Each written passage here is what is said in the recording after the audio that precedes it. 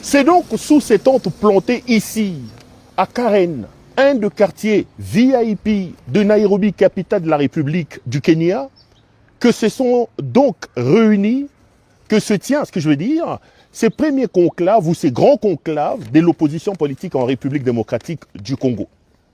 Les opposants venus de partout à travers le monde, que ce soit en Europe, les États-Unis, le Canada, etc., ou même certains qui sont réfugiés ici dans des pays africains, ont donc répondu présent à cet appel de l'opposition politique en République démocratique du Congo.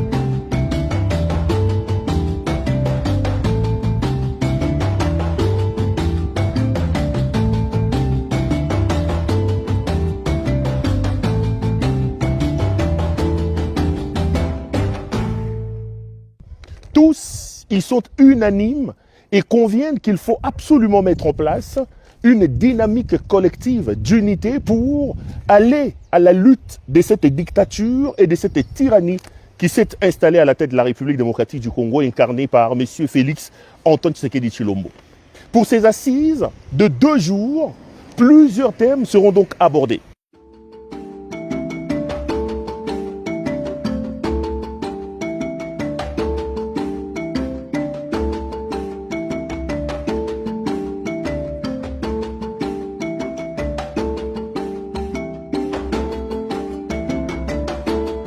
Le programme prévoit donc que la rencontre puisse avoir lieu pour 2 jours. On commence aujourd'hui le 14 octobre et pour terminer demain le 15 octobre.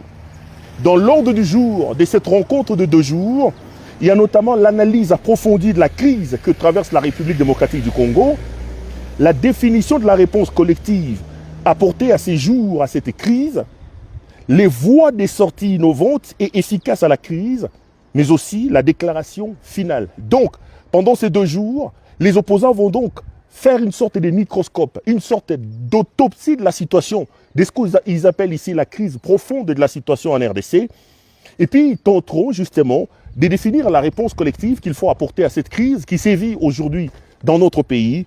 Enfin, au niveau de 3e point, ils vont aborder la question de voies des sorties. Une chose est d'analyser, une chose est de faire le scan en profondeur de la situation, mais une autre est également d'apporter des voies, des solutions pour sortir. Ce n'est pas venir assister, c'est venir participer à la grande rencontre de l'opposition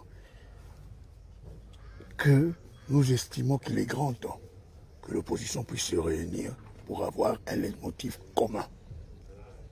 Et avec cette annonce, avec cette invitation, avec cette participation du président Joseph Kabila, président honoraire, il était tout à fait normal que nous soyons là pour parler du pays.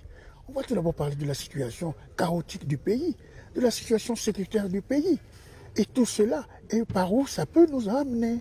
Et il est grand temps que l'opposition, nous puissions nous réunir pour que nous puissions forger les bases solides.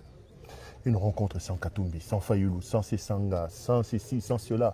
On parle déjà d'un échec. Vous n'avez pas réussi à avoir tous ces gros poids lourds-là de l'opposition. Est-ce qu'on peut parler aujourd'hui de l'unité de l'opposition sans les Katumbi, sans les Fayulu et tous ces mondes-là?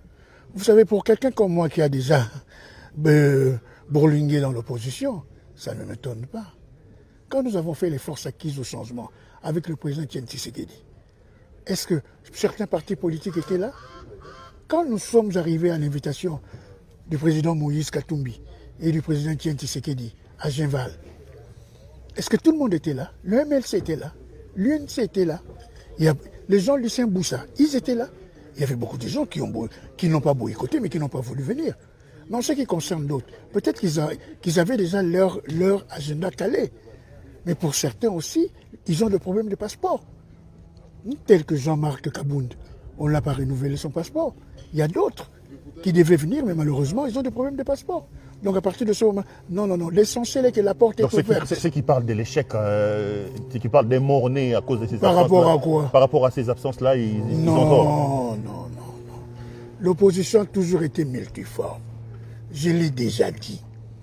Quand le président Fayulu est allé voir M. Tshilombo, il était avec la Mouka, non? Un vol de Yeli Sessang était là. Piste de Seth Kikouni était à Kin. Ensemble de Moïse Katumbi était à Kin. Est-ce qu'il les a associés? Il est parti seul.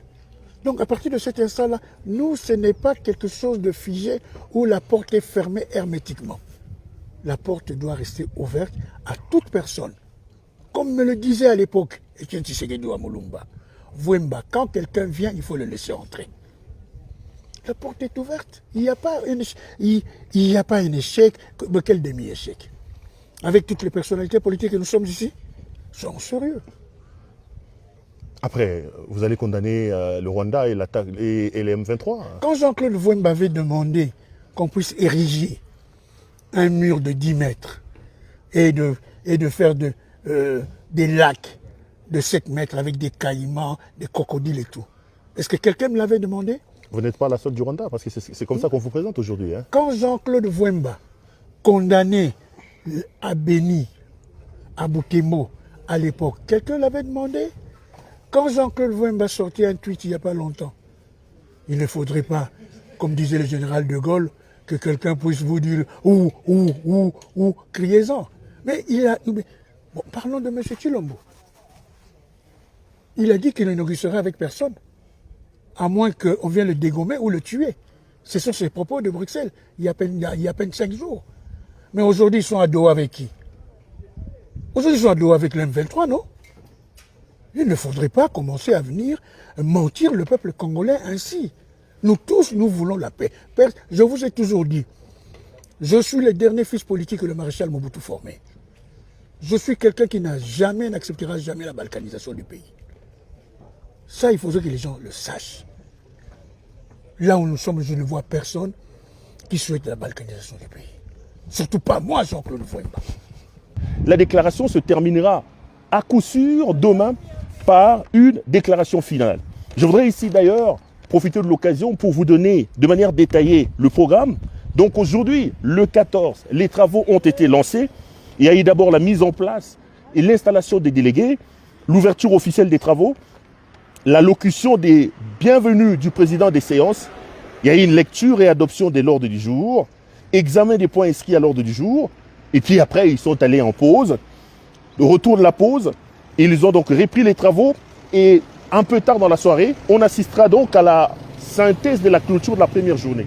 Pour la journée de demain, le 15 octobre, prévue donc comme journée de clôture, il y a d'abord le matin l'accueil des participants et la reprise des travaux, et à la suite de l'examen des points inscrits à l'ordre du jour, une pause café, et en début d'après-midi, les participants à ces conclaves de l'opposition vont de nouveau se retrouver pour la reprise des travaux, l'adoption des résolutions du conclave, l'adoption du projet de déclaration finale, fin des travaux et lecture du communiqué final. Voilà un peu autour de ces points, c'est donc autour de ces points essentiels que s'articuleront les entretiens ou les travaux de ces conclaves de l'opposition. Nous, CEPEL Télévision, nous sommes donc ici en direct à Nairobi, au Kenya, pour vous faire vivre. Nous sommes au cœur de l'actualité politique à notre pays. On vous fera donc vivre pas à pas cette rencontre de l'opposition. Tous sont d'accord. Il y a une sorte d'unanimité qui se dégage ici. C'est la dangerosité, la toxicité de M. Tshisekedi. Ils conviennent tous qu'il faut absolument mettre en place des mécanismes pour sauver la République démocratique du Congo et le débarrasser de la tyrannie et de la dictature qui le dirige à l'heure actuelle.